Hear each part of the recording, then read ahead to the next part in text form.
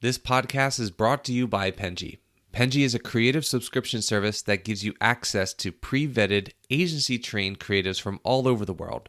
From graphic design to illustrations to social media management and web development, it's all included for one monthly price. It's time to say goodbye to the hassle of searching for top-notch creative talent. With Penji, you get quality and consistency delivered right to your inbox every day. Carefully crafted for you by humans, so meet your new creative team today. Head over to penji.co for more and enter the coupon code located within the podcast show notes. Hello, everyone. Thank you for joining us on the Fully Managed podcast. I'm your host, Shannon, and thank you, Chad, for joining me today. I really appreciate it. Yeah, thanks for having me. Hell yeah. Okay, so we're going to start today with a little game. Get our creative juices flowing, get us out of the marketing heads that we so are plagued with, I suppose. However you want to think about it. This game is, ironically enough, still having to do with marketing. Okay, so it's called Market This. I'm going to give you a very obscure thing to sell me. Okay. And you're going to market it, develop a plan. It doesn't have to be extensive, obviously. I mean, there's a lot that goes into that, but like a layout of what you would do to sell this product properly. Cool. That sound good? Yeah, let's do it. Already you have a minute. You can go over a little over a minute, but you can't go over 2 minutes. 60 seconds. Okay. You have 120 seconds. Okay. This one's not that bad. It's not that bad. Sometimes I've given some hard to market things. This one, it almost makes sense. Okay. See-through toaster. Ready. On your mark. Yeah. Get set. Go. Okay. See-through toaster. So the first question in my mind is I'm thinking about who wants to buy a see-through toaster. Who's in the market for that? Everybody does. All people with toasters. Everybody with toasters. I think I'm targeting people who have aquariums because they already like see-through things. That's actually I think they like see-through things. Aquariums. People who have hamsters, people who have things that are like terrariums, pets that live in those things. I might be targeting kids with ads, wake up, have your toast before school and see how it gets made.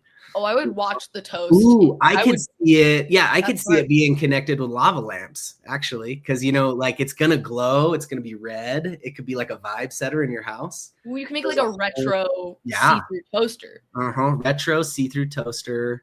Set the mood of your morning. Like, I think it's that kind of thing. I could see it like that. So those are like all the places I would play, I think, initially, right off the bat with that is like, okay, how would I talk to kids about this? How would I talk to people who own aquariums, terrariums?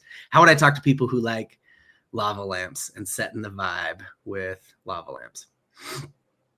I think that's really smart. That's like an untapped. I wouldn't even think of these markets as you're really thinking outside the box. Because I'm not thinking aquarium users as the toaster people, especially since if that toaster gets anywhere near the aquarium's destroyed. Good point. You're gonna have some fried fish. But I never really thought about it as being like a novelty, like something that like you could watch, because I think that anyone that is drug induced or not would love to watch their toaster be functioning. Well, it's definitely form over function, right? That's the first thing that comes up is because it's a see-through toaster. You don't need to see through. It's a luxury. It's a cool thing. It's different. Yeah. So it doesn't seem like you would want to sell it to people who are just like in need of a toaster. You are selling it to people who want it as a novelty, in my opinion. Fun people. Yeah, people who want to have fun, maybe have kitschy kind of stuff. Like that's who you're thinking about. Yeah, I think that's a great idea. You already started this great. I believe you. I think you're a great marketer because you found a market immediately. Yeah, we'll see. I mean, it's easy to say something. It's a different thing to sell it. So I'm really wondering if someone even did this before. I feel like someone should have invented the see-through toaster. I'm not going to look it up. On Google and look it up. Let's see what's going on. I want to be surprised. I want to happen upon it one day. Or maybe my phone is hearing me right now and it'll Ads Oh, will come yeah. up for the see-through toaster immediately within the next hour. So 100%. we'll gear those up. Well, if it doesn't exist, I'm rushing out to patent that idea right now. Yeah, you really should. I'll give you permission. It wasn't my idea. But anyway, thank you so much for starting this out in such a great way. I do again truly believe you are a good marketer because of this the aquarium market that you thought of immediately. But thank you for joining me again today. For all of those that don't know, this is the Fully Managed Podcast. This is a podcast where we discuss marketing and business tips to help assist you on your business journey. Again, I'm your host, Shannon, Penny's Partnership Coordinator, and I'm joined here today with a very special guest, Chad from Disruptive Advertising. Thank you so much for joining me again. Yeah, I'm so happy to be here. Already having fun. Good stuff. Hell yeah. Okay, perfect. So we can start out with you telling us a little bit about yourself. So I'm somewhat familiar with you and your craft, but the audience may not be. Tell us how you got to this point, what you think is relevant on your journey, and what you're doing now. Great. Yeah, I'd love to talk about myself. I love being the center of attention. So this is perfect. That's like what a podcast is for. That's right. So I did not think that I was going to be a professional marketer. When I got into the business, it was a means to an end. I was going to school for English literature. I wanted to teach Tolkien, right? I wanted to teach Edgar Allan Poe, and I wanted to do it in a college level. And so I was very excited to be an English professor and thought that that was going to be my career. And what happened is during that time, I needed a job. I had a friend who worked at a marketing agency called My eBiz that doesn't exist anymore. And he said, I could get you an interview over here for some part-time / full-time work, whatever you need, in customer service. And so I started working customer service at a digital marketing agency. And I found out I was really good at talking to hostile, angry people. It's just like, I guess it's a gift that I have where people who are furious about whatever felt very heard and seen by me. And so I had wise bosses and mentors at the company who felt like, Chad, you have skills that we can't teach. You have some soft skills and abilities that we would love for you to use, but let's train you how to be like a marketer and teach you the stuff that they always called it the board game. Let me teach you the board game of digital marketing, and we can show you the rules, and you can then bring your soft skills to the table and start doing that. And so I started to get trained and was given more and more opportunities. Eventually, I was moved over to their sister agency, which was called Professional Marketing International, PMI.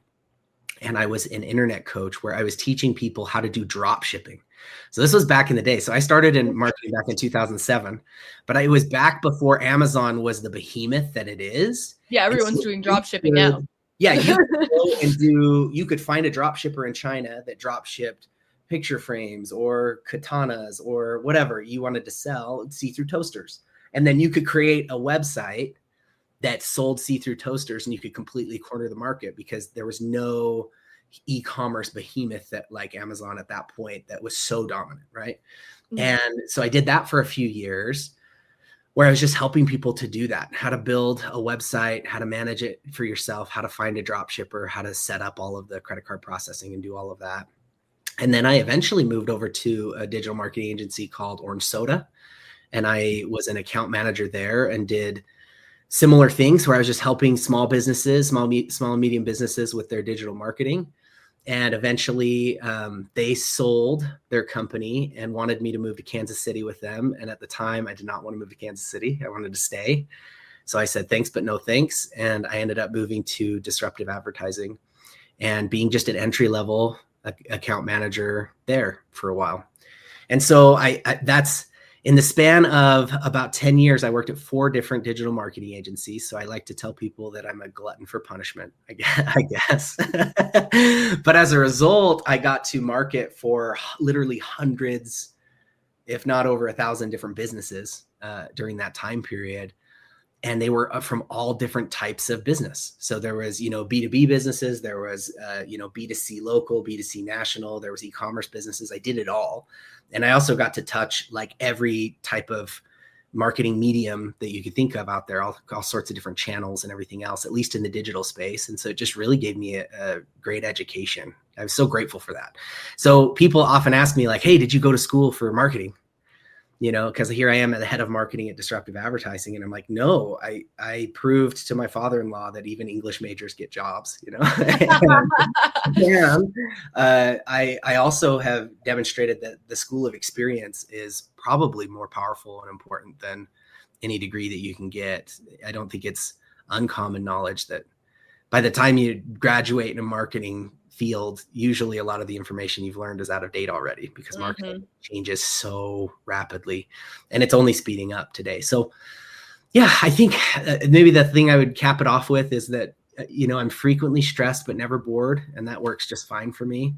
And so marketing has been a great joy. And I guess maybe to finish my story about being an English major and wanting to go and be an English professor, by the time I had graduated, I was making a great living in marketing, far more on paper than a tenured professor would make teaching. And I said, you know what, do I want to go to more graduate school and all those kinds of things and put myself into debt and move my family?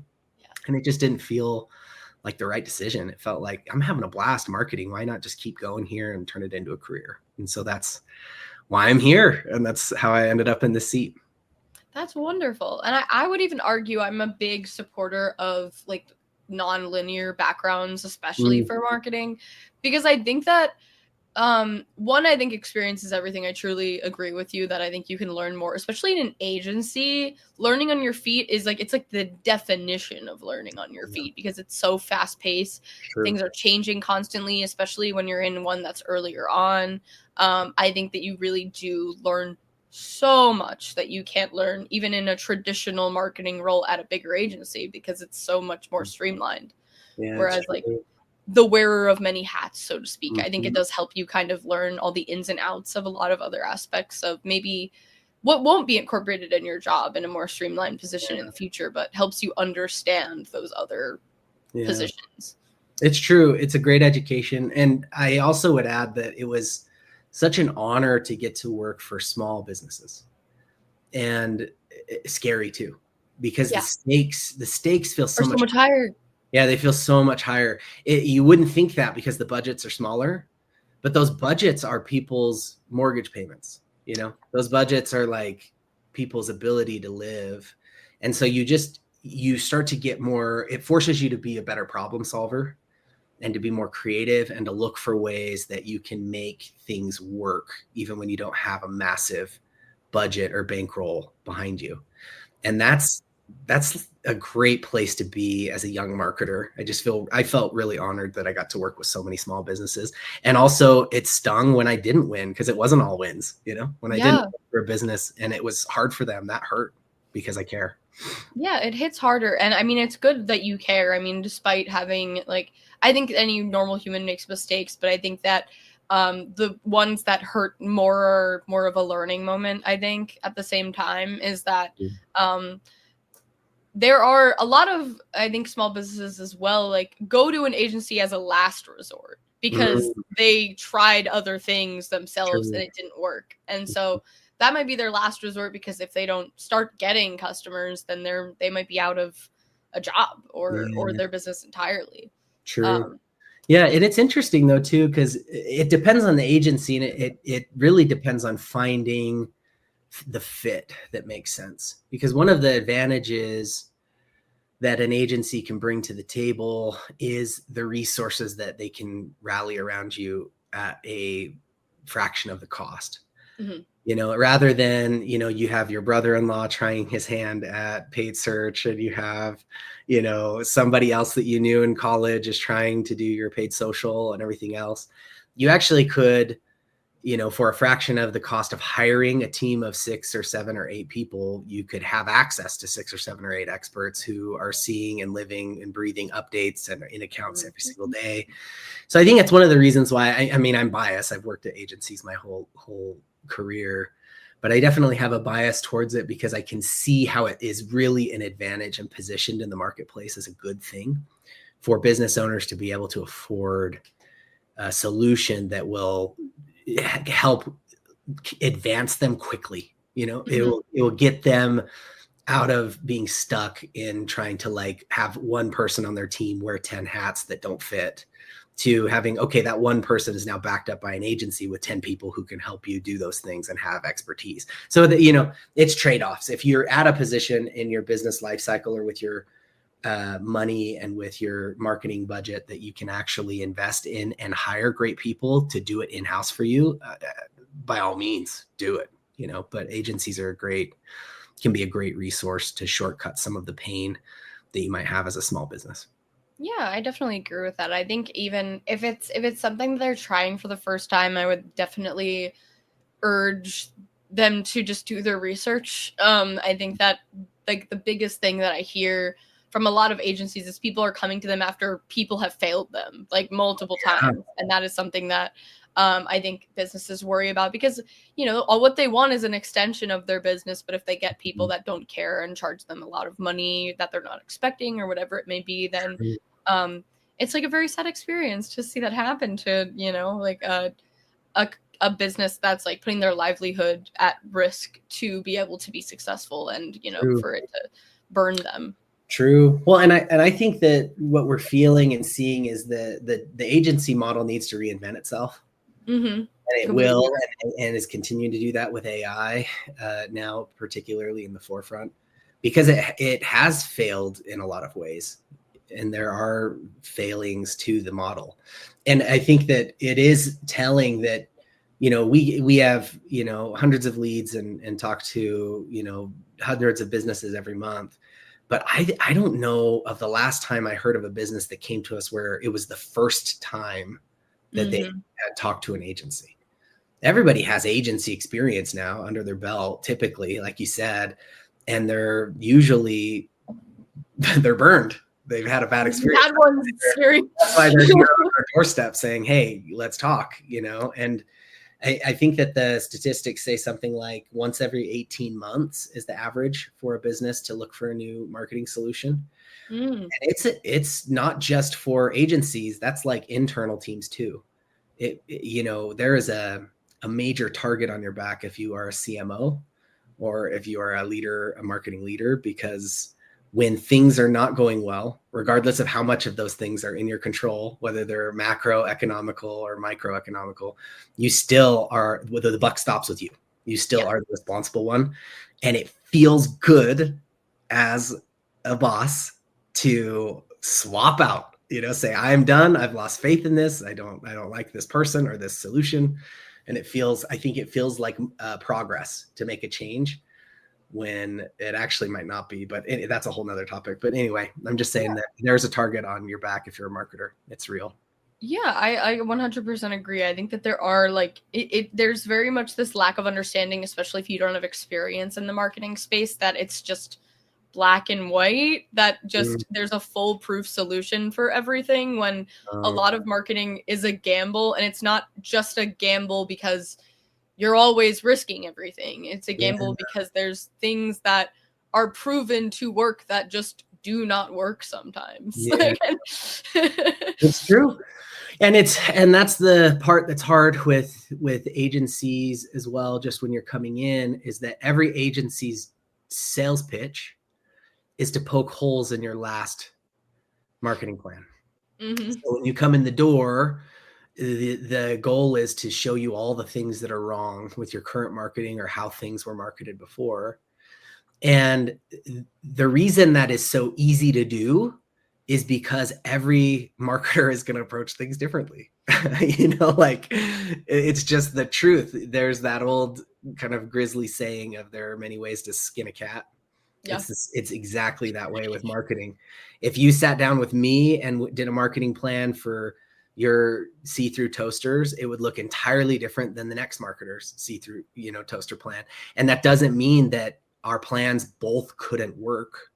What you're buying is, you as the business owner or the marketing leader, you're buying the one who convinces you the most that they have the strategy that'll win. It's always about that. Yeah. Sorry, say that again. What'd you say? No, I'm going to say it's all about the convincing. It's not necessarily about the strategy, because the amount of people that even I've talked to that have the same strategy or seemingly the same strategy, but obviously they all have different clients, like different people are coming to them for different reasons. And I think it's the way that you spin something rather than maybe the strategy itself sometimes. Yeah. Well, and one of the most important abilities you can have as a marketer, especially if you're a client facing marketer. I mean, it's different maybe if you're a strategist that's like, you know, you're in the dark room, just pressing the buttons and pulling the levers and doing all that kind of stuff.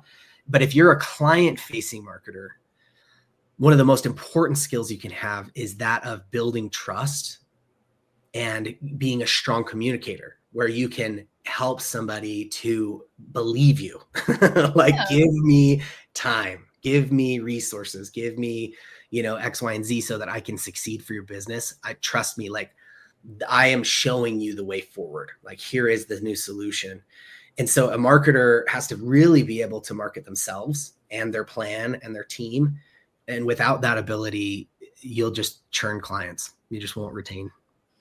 Yeah, you definitely have to foster this trust and transparency with clients. I think that is like what they hold most dear. Like, even if you mess up, like, I mean, even Especially, if you mess up, especially yeah. Yes. Yeah. Even when you mess up on your own accord, like there was a mistake that was entirely your fault and not just like whatever's going on in the world's fault. Yes. People just want to know that happened, like, and that you know that it happened too. I think that like most of the time, yes, it's possible that you'll lose a client for saying that, but it's also possible you'll lose a client for ignoring it and trying to like brush it under the rug. Yeah, no, some of the hardest phone calls, but most rewarding in my career have been the ones where I've had to just say, I blew it. I was wrong. And here's the mistake and whatever. That does remind me of a story, if I can share it. Unless, yes, of course. No, I've got a story. I remember early in my career at Disruptive. So early in my career at Disruptive is different than early in my career as a marketer, because I joined Disruptive at 2015. I had already been doing marketing since 2007, but I've been at Disruptive now for almost 10 years. It'll be 10 years in November, which is crazy to me. But anyway, that's a whole other thing. I had been at the company for about 6 months, and I had an amazing win. It was with this client that did small business loans. So they wanted leads for people who were, you know, wanting to do small business loans. And I just figured out the formula. You know, it was paid ads, and it was a landing page that converted very highly, and to the point where they were just really impressed. They were so impressed with the results that they said, hey, is it okay if we come in and meet you in person? And my boss wants to come meet you. So I was talking to like a marketing leader, and I was like, of course. They came in, the boss's name was Chad as well. So I'll never forget that. But he came in with this tailored suit, shook my hand. We talked about the campaign performance. There was lots of it felt like a victory lap. You know, I was doing great. And then he said, hey, I want to dismiss my guy, and I want to talk to you, just me and you. I was like, okay. So it's just me now and Chad, this leader. And he says to me, almost conspiratorially, he says, do you think you could do this again? I'm thinking about starting a new business for this small business loans thing and cutting out these other partners and doing my own thing with some new investors. He's like, could you get these same results? And I made the most rookie mistake that you can make, which is that I said, I guarantee it. No! I said, yep, no problem. I've got you, Chad. I guarantee it. I know the playbook. I know exactly what to do. So fast forward, we are 3 months later. We're sitting in a room with my boss, my boss's boss, and Chad. And Chad is just yelling at me because I have not delivered the results that I promised and guaranteed. And I to this day, Shannon, I don't know why. I used the same campaign build, the same keywords, the same bidding strategies. I used the same landing page framework. I changed just like the colors and the fonts, but it was like pretty much the same deal. That's crazy. And I could not for the life of me get it to work. It was not working as well. I couldn't get the conversions that I wanted, nothing. And so we're sitting there and he's just laying into me and yelling at me, and he's frustrated. And finally he says, what do you have to say for yourself? It was that kind of thing. And I just said, I'm really proud of this actually, because I could have said 1,000 things, but I said, Chad, you're right. I'm sorry.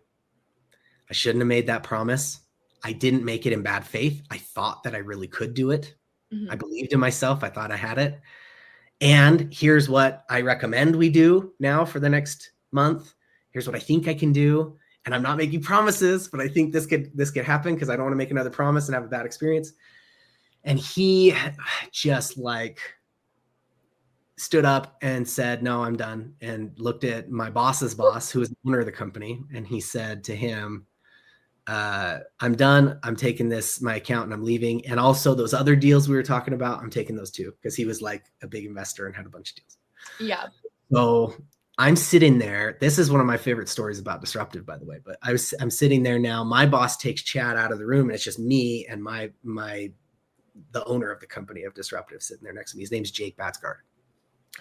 Jake looks at me. I'll never forget, because at this moment I'm like, I'm about to get fired. Yeah. That's what I feel like. That's what I was. That was too scary. That's scary. I am about to be fired. And I'll never forget, I'm sitting there at the table feeling the lowest of the low that I've ever felt in my career. And I'll never forget that Jake looked at me with this funny little look on his face. And he said, Chad, I love that you didn't make excuses. He said, I could work with somebody like you forever. And then he stood up and he walked out. And that was it. Isn't that awesome?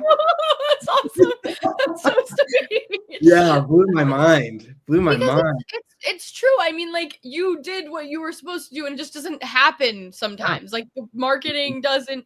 Yeah. I think like the biggest thing that made me think of that story is that so many people tell me like under promise over deliver, and I think that was like maybe the one problem about that is the promise. 100%. The idea that 100%. that's a learning moment. I think that those are like more important than successes. Like because you know you now know, hey, maybe I shouldn't guarantee anything ever. Yeah. Well, and I never made that mistake again. That mistake never repeated itself. And it was a good one. I mean, it humbled me because I was feeling like a hot shot. I was feeling myself. I had this awesome success. They were, coming for a victory lap. I just felt like I had the whole world in my hand, and it brought me low pretty quick. Yeah, that's definitely scary, but I think that's really important. And I'm sure that you also feel like that's really important because it happened. It's good that happened earlier on in your career too, because it's scarier when it happens later. True. And I'm grateful. I mean, I think that one of the takeaways that it gives me, and this is maybe something I would share with the marketing leaders and agency owners that listen to your podcast, is that it is so important to allow people the opportunity to learn from their failures. Mm-hmm. It can be tempting to say, you failed, you lose, good day. Like I cancel with you, or I throw you out, like we're done.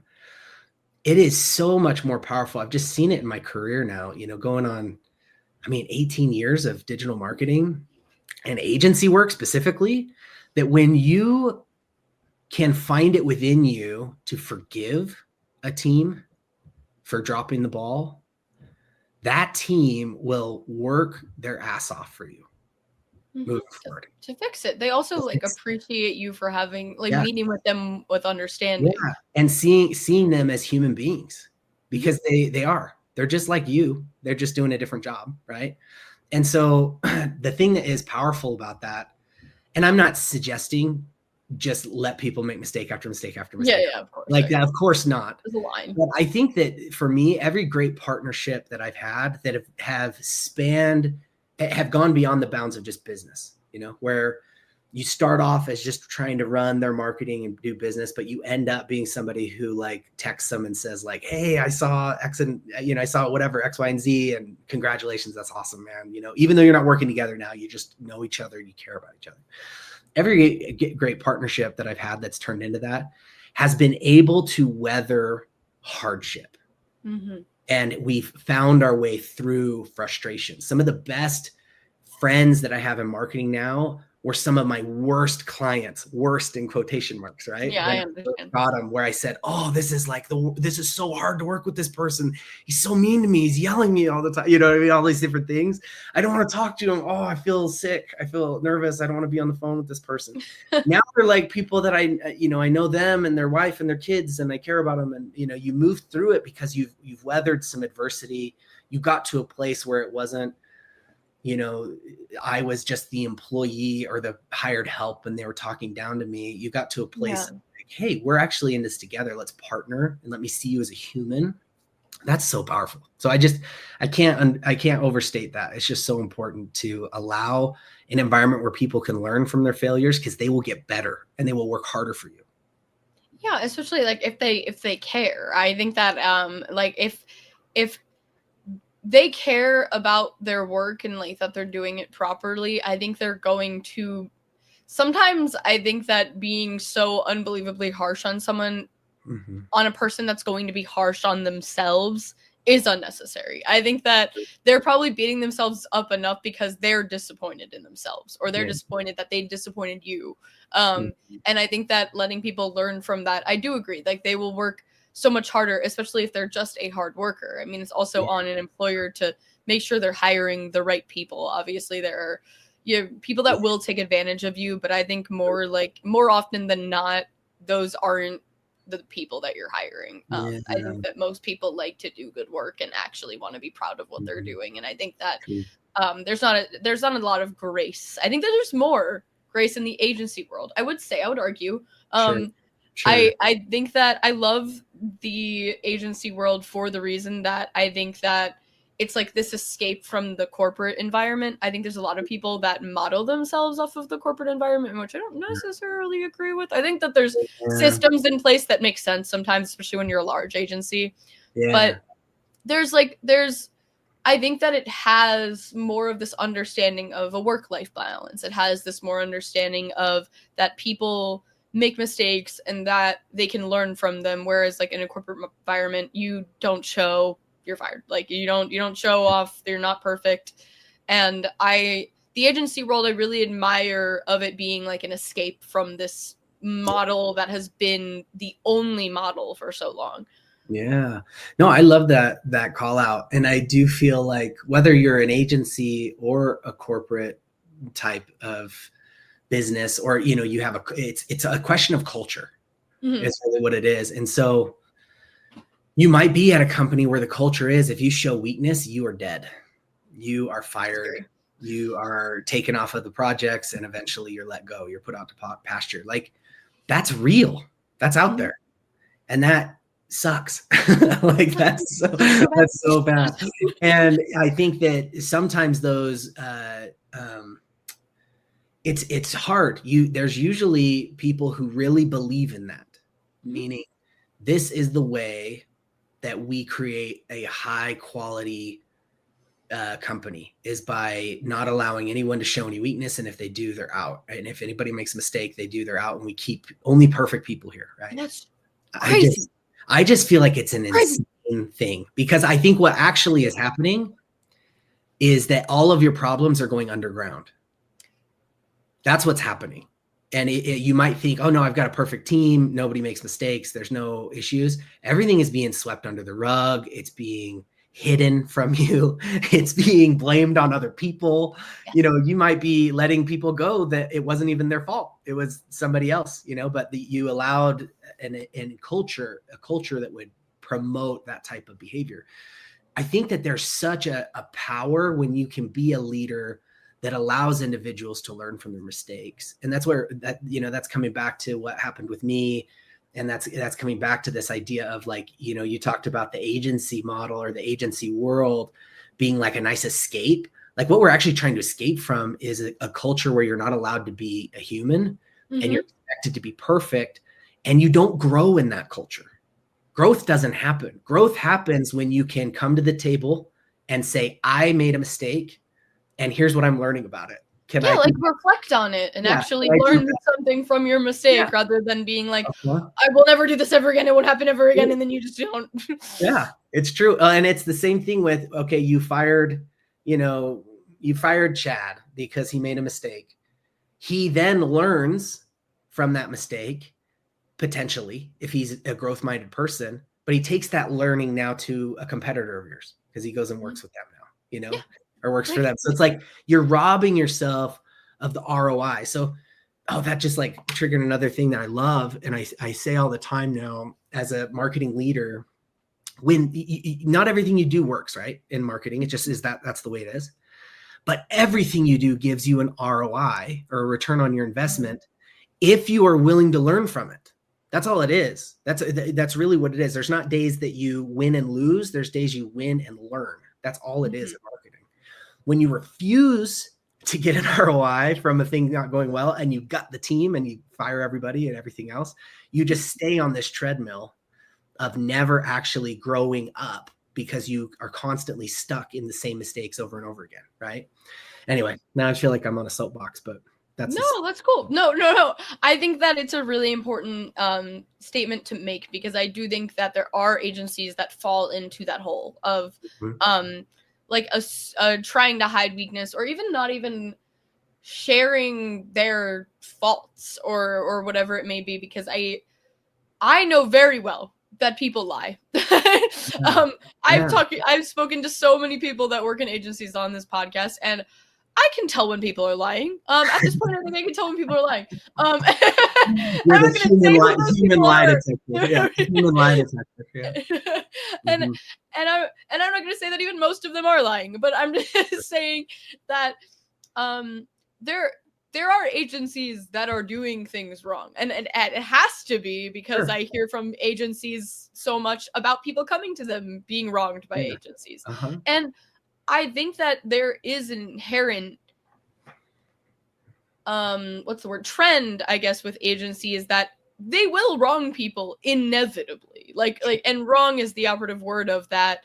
Sometimes, because especially if it's a marketing agency, which is the vast majority of who I speak to, they can just be wrong. I mean, like they can do everything right and still get it wrong. And in your experience, that is exactly what happened in that scenario that you shared. So it's like people are inevitably going to be wronged, but I think that that's another testament to like sticking with an agency even as a client sometimes, because there's beyond wronged where you've irreparably damaged a company from your poor choices, whatever it may be, or you were blatantly negligent. But there are also scenarios where it just didn't work out, and like sticking with you and letting you learn from that mistake and do better. Like you are likely to do better on that person because you failed them the first time, and that is probably a much more worthwhile relationship than going to another agency, especially since if they failed, maybe they'll give you a little discount. Maybe they'll do like something a little nice, where they go to another agency, they got to pay the same amount, maybe more,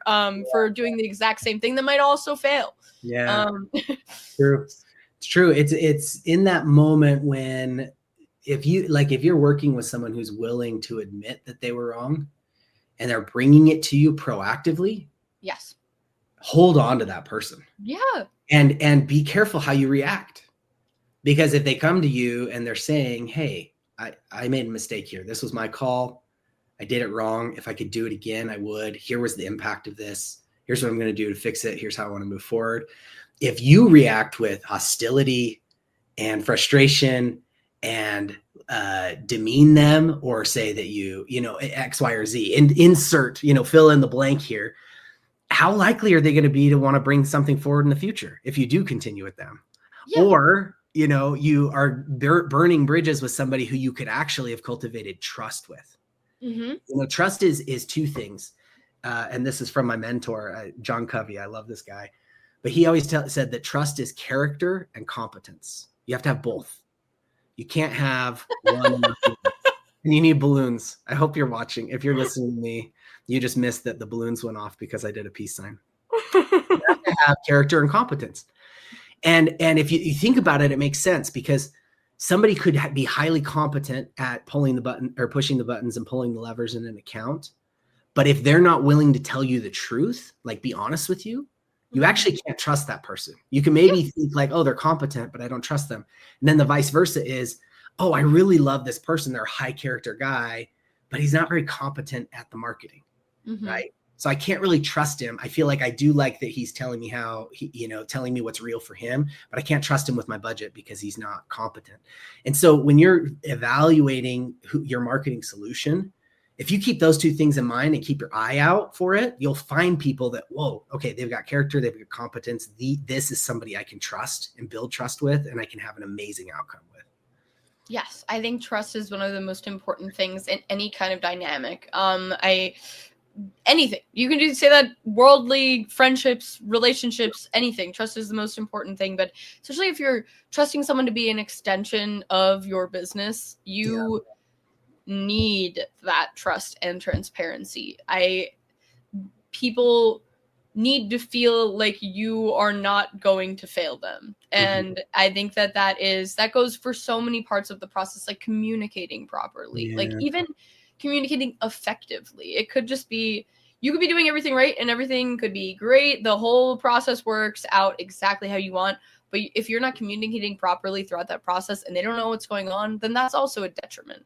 It's like there's so many things that you can do throughout the process that foster that trust and transparency that make people believe you and want to work with you further. Yeah, absolutely. And even just getting clear with your, depending on which side of this you're on, if you're a marketer working with clients, to ask your clients, hey, what would build trust with you?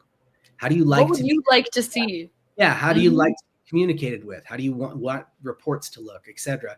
If you're on the other side and you're the agent, you're the owner or the entrepreneur or the marketing leader who's hiring a marketer or an agency, tell them what builds trust with you. Hey, if you will communicate with me frequently and honestly, it's going to build trust with me. If you send me an update on time every week with the numbers, these numbers that I care about, that's what's going to build trust with me. Just be really clear so that they know. And then you set yourself up for a great relationship and a really powerful partnership rather than hoping that you sort of stumble your way into something that'll work.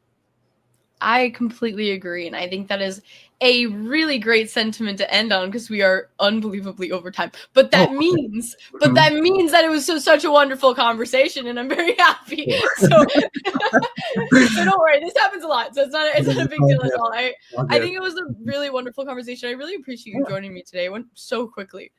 Yeah, thanks for having me. It was a lot of fun. I appreciate it. Thank you so much. And thank you for sharing with everything. We didn't even get into the D&D things. I know. But I'll have to come back another time. You'll just have to come back another time. That's what it is. Yeah. But thank you again so much. And thank you everyone for watching or listening. We'd be nothing without you. Please check out other episodes to get to learn like I get to do from this podcast every time. Thank you so much. Have a lovely day. You've been listening to Fully Managed, brought to you by Penji. Check out the show notes to learn more about today's guest, and to learn more about Penji, the human-first creative subscription service, head over to penji.co. And by the way, if you're still listening, it would mean the absolute world to us if you were to share this podcast with a friend, and of course, subscribe.